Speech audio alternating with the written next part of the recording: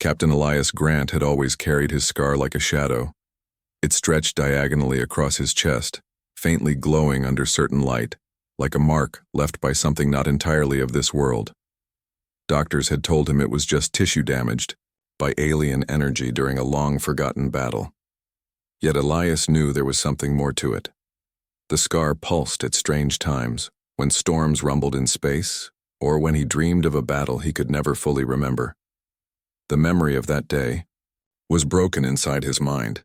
He recalled only fragments: fire in the sky, screams echoing inside a burning ship, and the strange feeling of shielding someone with his body before darkness consumed him. Then he had woken up weeks later in a human medical bay, alive when he should have been dead, carrying a scar no one could explain. Now, years later, Elias wore a decorated captain's uniform of the United Earth Fleet. He had earned medals, respect, and command of men. But beneath all that honor, the scar still glowed faintly, like a secret reminder of a past he didn't understand. That past would return sooner than he ever expected. The diplomatic envoy to the Zerathi Empire was the grandest mission Elias had ever been assigned. The Zerathi were not simple aliens. They were one of the galaxy's oldest civilizations, powerful, proud, and often hostile to humans. For decades, Earth had tried to form alliances, but suspicion always blocked their path. The Zerathi saw humanity as young, reckless, and too bold for their own good. When Elias was chosen as part of the human delegation, he felt both honored and wary. His role was small: stand as a decorated officer symbolizing human courage and survival. He would not be the one giving speeches or leading politics.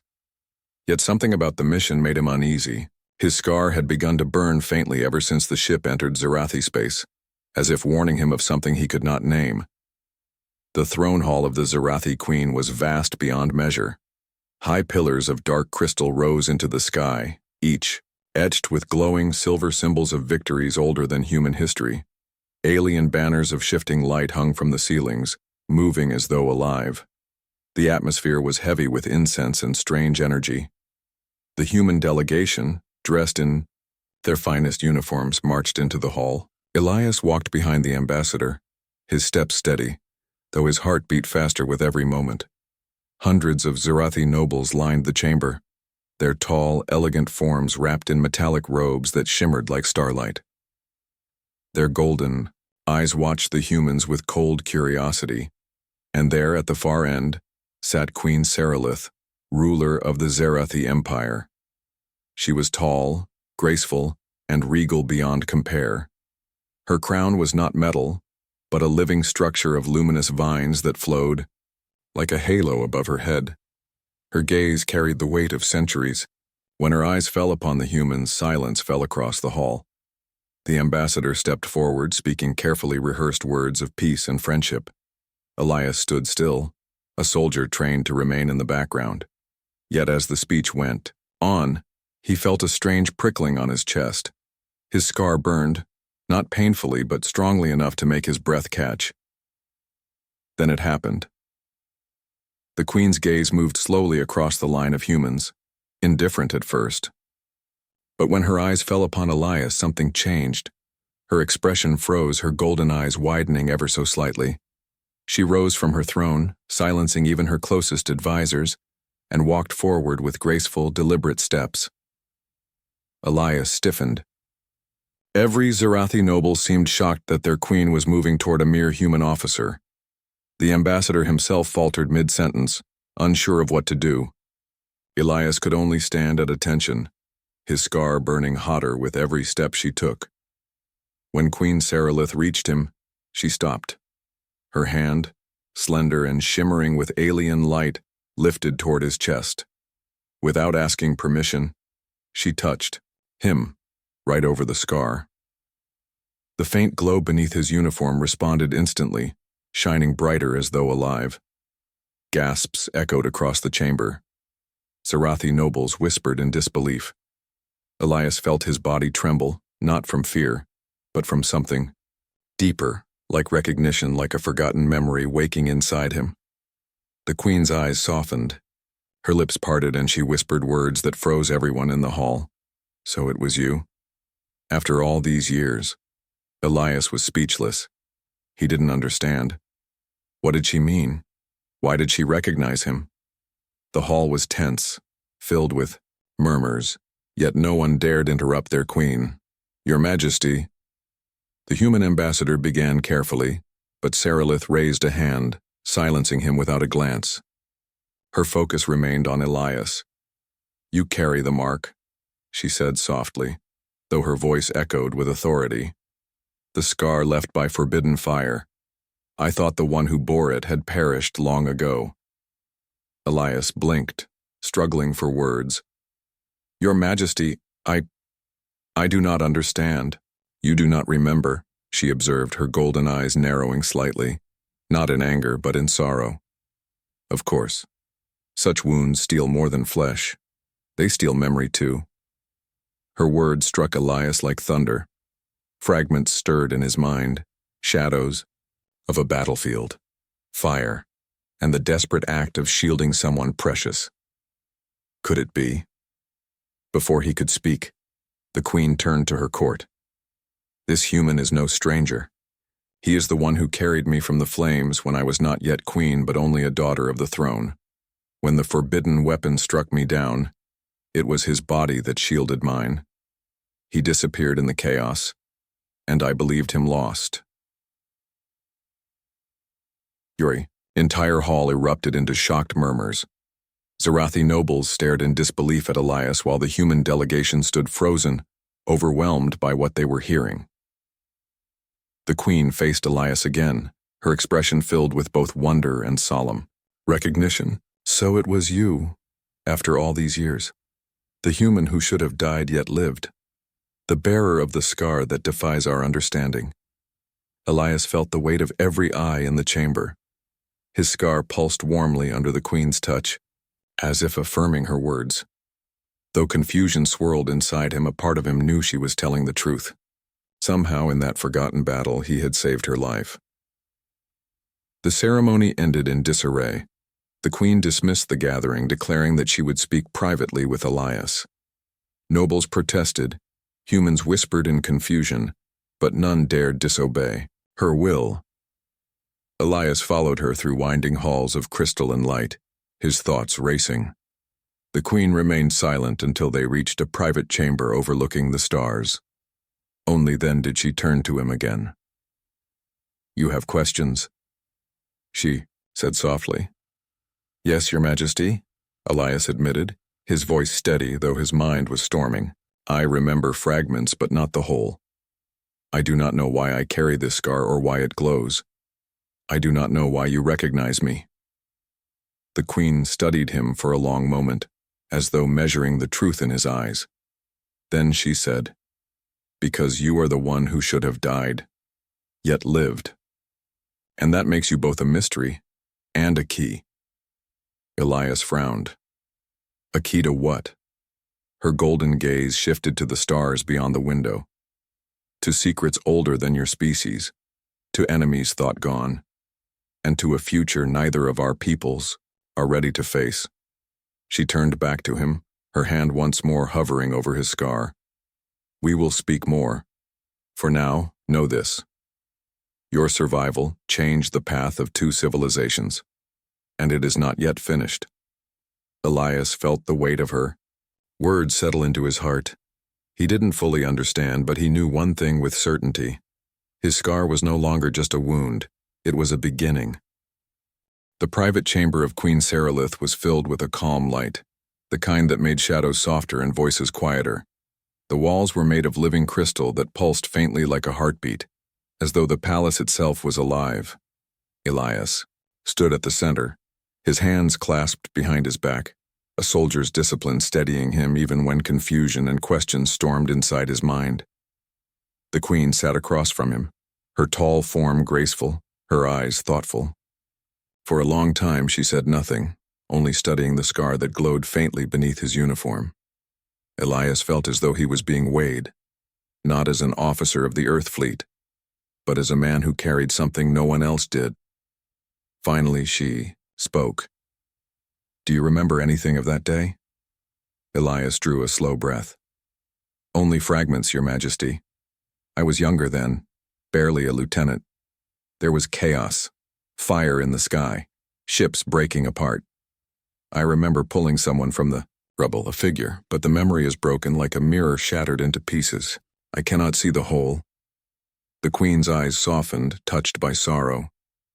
That figure was me. Her words struck him like a blow. He blinked, searching her face, trying to connect the faint memory to the regal figure before him.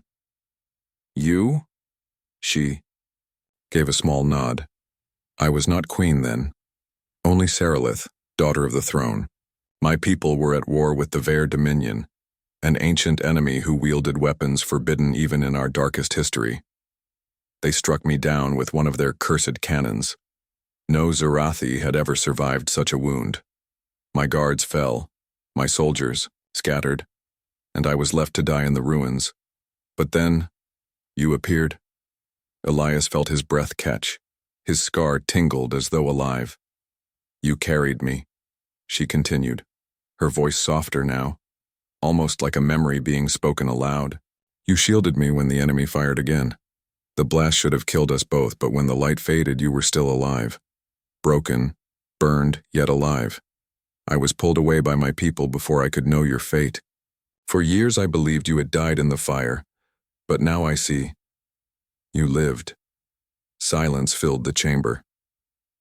Elias's heart pounded. He could almost feel the weight of rubble against his back, the heat of fire, and the desperate will to hold on to someone who was slipping away. Could it truly have been her? Could his scar be the proof of that impossible moment? He lowered his gaze. If it was me, then I only did what any soldier would. Protecting life, even in the face of death. The Queen leaned closer, her golden eyes sharp and unwavering. No, Captain Elias Grant. What you did was not ordinary. You survived the forbidden fire. That is something no Zarathi, no being has ever done. You should have been reduced to ash. Instead, you live with the scar as proof. That makes you more than just a soldier. It makes you a mystery. Perhaps even a key. The word echoed again, the same as before. Elias straightened, his jaw tightening. A key to what, Your Majesty? She turned toward the crystal wall where the stars shone beyond. Her voice grew lower, thoughtful. The Vare Dominion was not destroyed. They were scattered, yes, and hidden for many years, but their fire has not been extinguished. If your scar still glows, it means their weaponry still lingers within you. That could mean they are not gone. They are waiting. Elias frowned. Then the battle I fought, the one where I saved you, was not the end of them. No, she said, shaking her head. It was only the beginning of a silence before the storm. The Queen dismissed her attendants, leaving the chamber empty, except for her and Elias. She walked closer, her steps light, but her presence heavy with authority. When she spoke again, her words were private, almost like a confession. I never told my people of the human who saved me. They would not have believed it. They would not have accepted it. The idea that a young species, one barely reaching the stars, could do what Zarathi warriors could not. It would have shaken the very roots of our empire. So I carried the memory alone. And now, seeing you alive before me, the memory is no longer a secret. It is truth. Elias felt the weight of her gaze. He knew the Zarathi were proud, almost to the point of arrogance. For their queen to admit that a human had saved her, that was no small thing. It was more than gratitude. It was a bond. Still, questions burned within him. If the Vare are still out there, then why remain silent? Why let the galaxy believe they were gone? The Queen's eyes darkened. Because sometimes hope is built on lies. My people needed to believe the war was over. They needed peace, even if it was fragile. To speak of the Vare's return would have filled them with fear and despair. But now, she looked at him again, her voice firm. Now the truth cannot remain hidden, not if the bearer of the scar still lives. Elias shifted uneasily. He was a soldier, not a symbol, yet he could feel the weight of her words pressing on him, pulling him into something far greater than himself. "What would you have me do, Your Majesty?" he asked at last. The queen studied him for a long moment. Then she said, "First, remember, the scar holds fragments of what you endured. Those memories may guide us. Second, stand with me. My people may resist the idea of humans as equals, but if they see the truth of what you did, they will have no choice but to reconsider."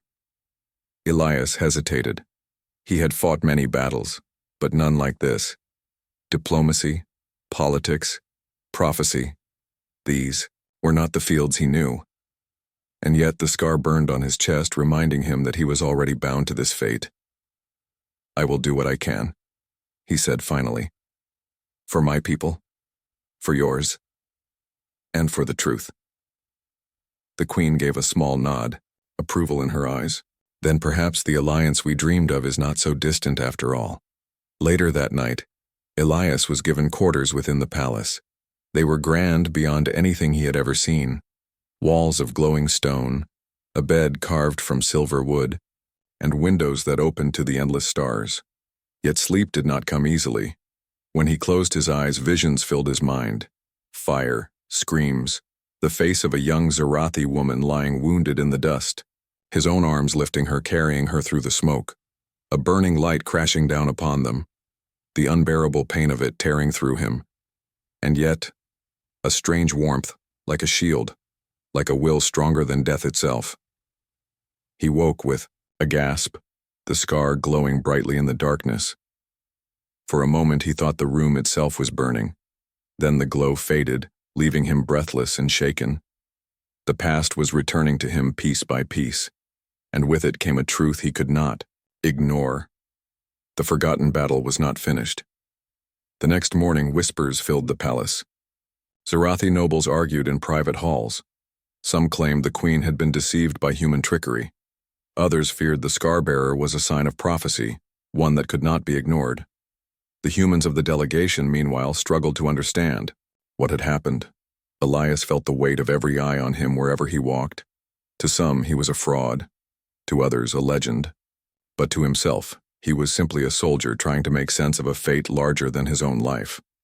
When he met the queen again, she said only this: "The scar has chosen you, and if the Veer rise again, you will be the one who must face them." Elias said nothing.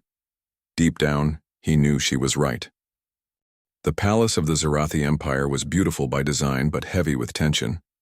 Its tall halls of crystal echoed with whispers. Its glowing walls reflected the unspoken fears of those inside. Ever since Queen Saralith had touched Captain Elias, Grant's scar in front of the court, nothing had been the same. To the humans, it seemed a miracle. Their officer recognized as a hero by one of the galaxy's oldest and proudest rulers. To the Zarathi nobles, it was something else entirely. Some whispered that it was destiny, that the scar-bearer was part of a prophecy. Others hissed that it was manipulation, a trick of humans trying to rise above their place. Elias felt the weight of it everywhere he went. Every hall he walked through, he felt eyes watching him. Some eyes burned with curiosity, others with suspicion. Even among his own people, he could sense unease. The ambassador worried that too much attention on Elias would shift the talks from peace toward controversy, but Elias was not a man to hide. He had spent his life as a soldier, not a politician. Still, he could feel the storm building, and the scar on his chest burned more often, as though warning him that something deeper was at play. One evening, as he walked through the palace gardens, he found Queen Saralith waiting for him. The gardens were unlike any place he had seen. Trees with silver leaves, flowers that glowed softly in the night, streams of water that sang faintly as they moved. The queen stood near a tree that shimmered, like starlight, her crown of living vines glowing faintly. "Captain," she said, her voice calm but edged with weight, "do you feel it too?" Elias stopped and bowed respectfully. "If you mean the tension in your court, yes. Many here doubt me. Some even hate me." She nodded. "The nobles are divided. Some believe you are the scar-bearer of prophecy. Others believe you are a fraud, and some would rather see you silenced." Elias frowned. "Silenced?" Her eyes darkened. Do not mistake their pride for loyalty. The idea that a human survived what no Zarathi could, that shakes their belief in their own superiority. They may see you not as a savior, but as a threat. The words rang true. Elias had already noticed the way certain nobles looked at him. Their golden eyes narrowed like blades. He had fought enemies on battlefields, but this was different. These were enemies hidden in shadows, plotting with whispers and poison rather than weapons. Later that night, Elias lay awake in his chamber, staring at the glowing ceiling. The scar on his chest pulsed faintly, in rhythm with his heartbeat. He thought of the Queen's words, of her memory of the forgotten battle and of the Vare dominion that might still be lurking in the darkness of space. Then, without warning, a sharp pain shot through the scar. Elias gasped, clutching his chest. The glow spread across his skin, bright and hot. For a moment he thought he was burning alive. But then images filled his mind, visions, like broken fragments of glass. He saw a fleet of dark ships rising from the void. He saw weapons of pure energy tearing apart entire planets. He saw a symbol etched in fire, one he did not recognize but somehow feared. And then he heard a voice, not human, not Zarathi, but something older, whispering through the darkness. The scar-bearer lives. Then so shall we. Elias jerked awake, drenched in sweat. The glow of the scar faded slowly, but the memory of the vision clung to him like smoke. He knew then that his scar was not only a mark of the past, it was tied to something happening now. The next day, Elias went to the Queen and told her everything. She listened in silence, her eyes troubled. When he finished, she said, "It is as I feared. The energy inside your scar is reacting. The Vare are not gone. They are awakening. Your visions are warnings." Elias clenched his fists. "Then we must prepare. Humans and Zarathi together." The Queen's gaze softened, but her voice was heavy. "If only it were that simple. My council does not trust your people. They will not act on your visions alone. And some may try to prevent you from speaking at all. Then let me speak to them," Elias said firmly. "Let me prove I am not a liar." She studied him for a moment, then gave a small nod. "Very well. But be warned, Captain. Words can be sharper than blades in these halls. And not all who smile at you are your allies." That evening, the Queen called a council of nobles. The chamber was grand, its walls lined with glowing runes, its center a round table of crystal. Dozens of Zarathi nobles gathered, their robes shimmering like flowing stars. Elias entered with the Queen, feeling their eyes pierce into him. The Queen raised her voice. "We are gathered to hear the words of Captain Elias Grant, bearer of the scar." A ripple of murmurs spread across the chamber. Some nobles leaned forward with interest. Others leaned back, arms crossed, eyes cold. Elias stepped forward. He was no diplomat, but he knew how to speak truth. His voice was steady, his posture firm like a soldier reporting on the battlefield. "I do not claim to be a prophet," he began. "I am a man who fought, who bled, and who carries the mark of a weapon no one should have survived. I do not know why I lived. I only know what I have seen." He told them of his visions, of the burning fleets, of the symbol of fire. He told them of the voice he had heard, the one that whispered of survival and return. "I believe the Vare are not gone," he said firmly. "And if they rise again, they will not come for the Zarathi alone. They will come for all of us, Zarathi, human, and every race that stands free." The chamber was silent for a moment. Then slowly voices rose. "This is madness," one noble said sharply. "Dreams and scars are not proof." "Convenient," another sneered. "The human comes with tales of visions just as we discuss. Alliance. Is this diplomacy or trickery?" Others, however, looked uneasy.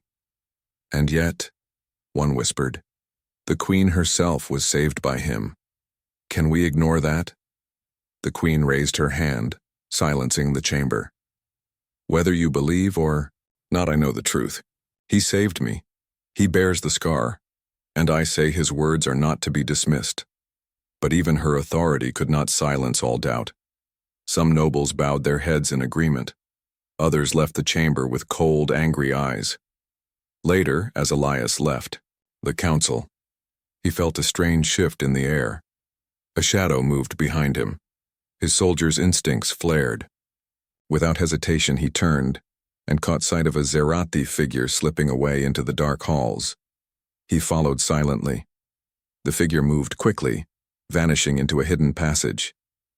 Elias hesitated only a moment before pursuing. The passage led into a chamber filled with dim light and whispering voices. There, he saw them. Several nobles gathered in secret, their faces grim. "The queen is blinded," one hissed. "She places faith in a human. A human. This cannot be allowed." "The scar is dangerous," another said. "If it ties him to the Veer, then he is not our savior. He is their weapon." Elias's eyes narrowed. He had no proof, but now he knew. There were forces within the palace not only doubting him but plotting against him. That night, as he returned to his quarters, the scar on his chest glowed once more. But this time, the glow felt sharper, like a warning. He looked out, at the stars, his jaw tight. The queen was right. Not all enemies were outside the palace walls. Some were already here in the shadows waiting.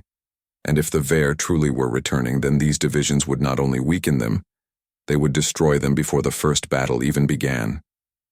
Elias whispered to himself, a soldier's vow. "I survived once, I'll survive again. No shadow will silence me." The warning had come like a shadow across the stars. Sensors aboard the Zerathi orbital station flickered with readings that sent chills through the human delegation.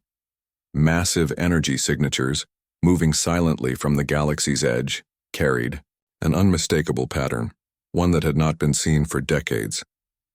Elias stood at the observation deck, his scar tingling with an intensity he had never felt before.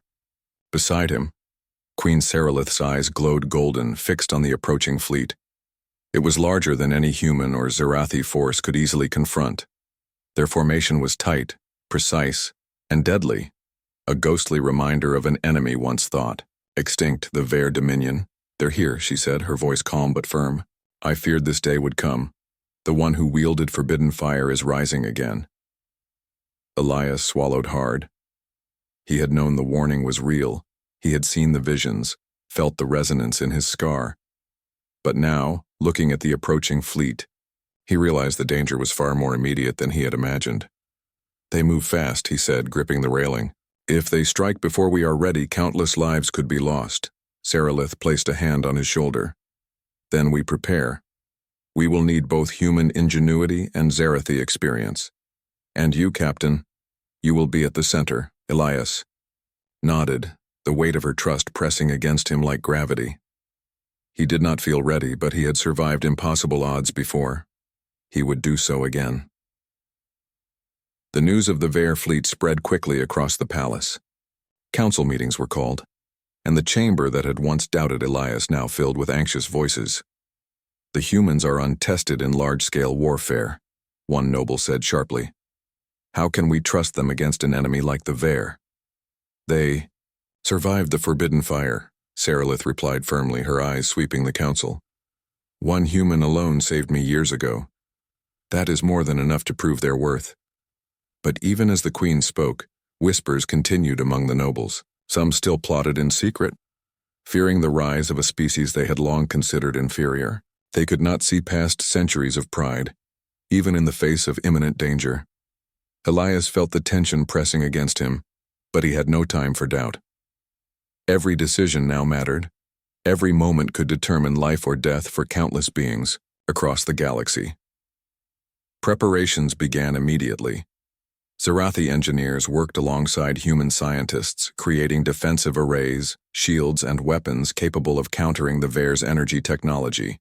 Yet even with all the expertise, fear lingered. The Veer had once destroyed entire fleets with weapons that seemed almost magical, energy so intense it could erase matter from existence. Elias spent long hours with the Queen, discussing strategy. They studied maps, energy readings, and the positions of known Vare forces. Every detail was examined, every possibility considered. And all the while, his scar pulsed faintly, as if responding to the enemy's approach, warning him, guiding him, reminding him of a connection he did not fully understand. "I feel it," he admitted one evening, staring at the glowing scar. "Like it knows what's coming before we do, but I don't understand why." The Queen's gaze was steady. "Perhaps it is not about understanding. Perhaps it is about trust. Trust that the past, the battle you survived, carries meaning now. Your body, your scar, they are more than wounds. They are a link to what is coming." Elias clenched his fists. "Then I'll follow it, whatever it leads me to." Days passed, and the Vare fleet drew closer.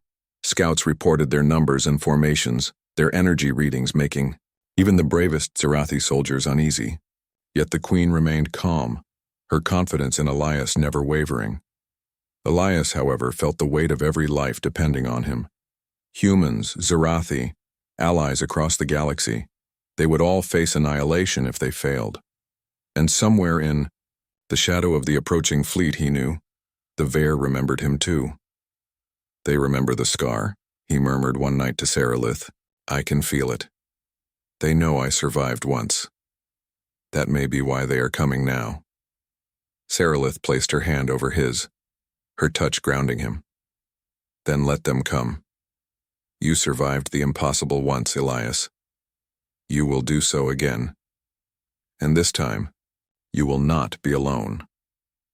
The first confrontation came on the edge of Sirathi space. Sensors picked up the Vare vanguard, ships moving in perfect formation, weapons glowing with lethal intensity. Elias was at the front, commanding a mixed squadron of human and Sirathi fighters. The battle began suddenly. The Vare fired, energy waves tearing through the void, obliterating smaller vessels before they could respond. But Elias felt the scar heat, pulsing like a beacon. He guided his forces with precision, predicting the Vare attacks before they struck, dodging blasts and leading counterstrikes that stunned both humans and Sirathi alike. The fleet fought fiercely, but the Vare were relentless. Ships fell in numbers too high to count. Elias's squadron had to retreat several times, regrouping and planning the next strike.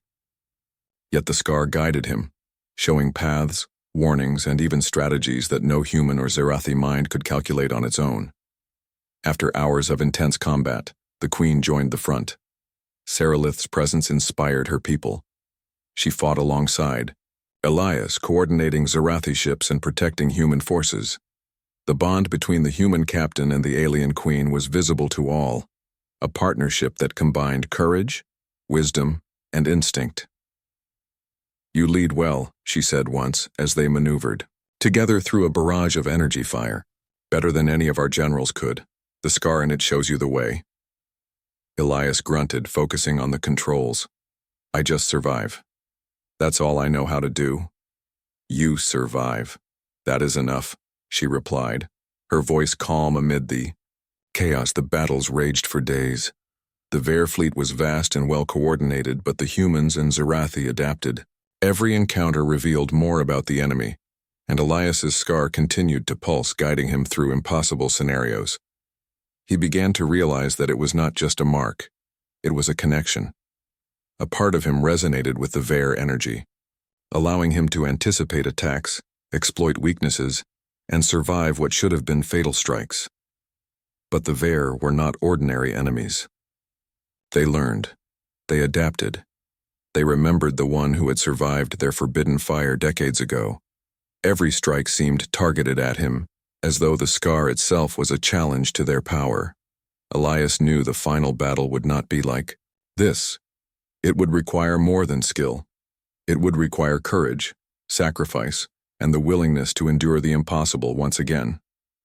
Finally, intelligence reports revealed the location of the Vare flagship, a colossal vessel at the heart of the fleet, pulsating with deadly energy. Elias understood immediately. The source of the enemy's power was there. If they destroyed it, the Vare fleet could be broken. If they failed, the galaxy could fall. He turned to the Queen. "That's where we strike. We take the flagship, or we lose everything. Seralith's eyes burned with determination. Then we go together. Human and Zarathi united. No one can face them alone. The plan was dangerous. The flagship was heavily protected, and the path through the enemy fleet would be like swimming through fire. Yet there was no other choice. Elias and Seralith knew that the survival of millions depended on the success of this mission. As they prepared, Elias touched the scar. It pulsed warmly, stronger than ever. A strange calm filled him. The scar was no longer just a reminder of past survival. It was now a guide, a weapon, and a promise. "You will lead us, Elias," Seralith said softly, "and together we will end this threat." He nodded. "Then let them come. I've survived once. I will survive again." The fleets gathered. The stars ahead were filled with the ominous shapes of the Veer, and at the center, glowing with deadly light, was the flagship, the heart of their power. The final confrontation was about to begin. The void of space stretched endlessly, dark and silent, broken only by the glimmering lights of the approaching Veer fleet. At its center, the colossal flagship pulsed with deadly energy, a beating heart of destruction. Captain Elias Grant felt the scar on his chest thrum violently, its glow stronger than ever before. It was as if it knew what he was about to do, and guided him toward it. Queen Seralith stood beside him on the bridge of the combined human Zarathi flagship. Her golden eyes scanned the enemy fleet with a calm determination. She placed her hand lightly on his arm. "This is it, Elias. The heart of the storm, the final test." Elias nodded, his jaw set. "Then we end this once and for all. Together." Seralith's gaze met his. Together. The battle began without warning. The Veer flagship fired first, releasing waves of energy that tore through the void. Smaller vessels from both sides were destroyed instantly, leaving trails of debris floating like deadly confetti. The humans and Zarathi responded, their ships weaving in formation, deflecting blasts with shields and returning fire wherever possible. Elias guided his squadron with precision, his scar flaring as he anticipated the Veer's moves. Every energy strike they launched seemed designed to kill him, yet he dodged, countered, and led attacks that took the enemy by surprise. "Your scar, it's remarkable," Seralith said as she piloted her flagship alongside him. "It reacts to their energy. I've never seen anything like it." Elias kept his focus, his mind clear despite the chaos. "It's not magic," he said quietly. "It's instinct, survival instinct, and amplified." The Veer adapted quickly. Their energy weapons shifted patterns, blasting areas that had been safe moments before. Elias felt the heat of the attacks ripple through his chest. The scar burned, its glow spreading across his skin. Pain flared, but he gritted his teeth and pressed on. The enemy flagship was heavily defended, surrounded by layers of escort ships that struck with lethal precision. To reach the heart of it, Elias would have to guide his forces through the gauntlet. Every maneuver tested skill, courage, and trust. And yet, despite the danger, he felt the scar guiding him, whispering warnings, and showing opportunities where none should exist. Hours passed. Ship after ship fell, but the Veer kept coming. Even as exhaustion gnawed at him, Elias refused to yield. The Queen coordinated the Zarathi forces, her strategies complementing his instincts. Humans and Zarathi fought side by side, an alliance, forged not by treaty but by shared survival. Finally, the path to the flagship opened, a narrow corridor between two clusters of Veer ships. Elias's squadron surged forward, shields glowing, weapons charged, hearts pounding. Every movement was precise, guided by the scar and by his years of training. "Hold steady," Seralith said. "We are almost there." Elias's chest burned with the intensity of the scar, but he pressed on. The flagship loomed ahead, larger than anything he had ever seen, its surface a maze of glowing conduits, pulsing energy, and deadly weapon arrays. He felt the connection, stronger now, almost like the scar was alive, resonating with the enemy's power. "This is it," he whispered. "We end it here." They entered the flagship's defense perimeter. Their energy fire tore through the void around them. Elias guided his squadron through the waves, dodging, deflecting, and striking wherever possible. The scar pulsed violently, sending visions of the energy pathways within the enemy flagship. "Follow me," he shouted to his squadron. "The core is here." They pressed deeper, battling escort ships and automated defenses.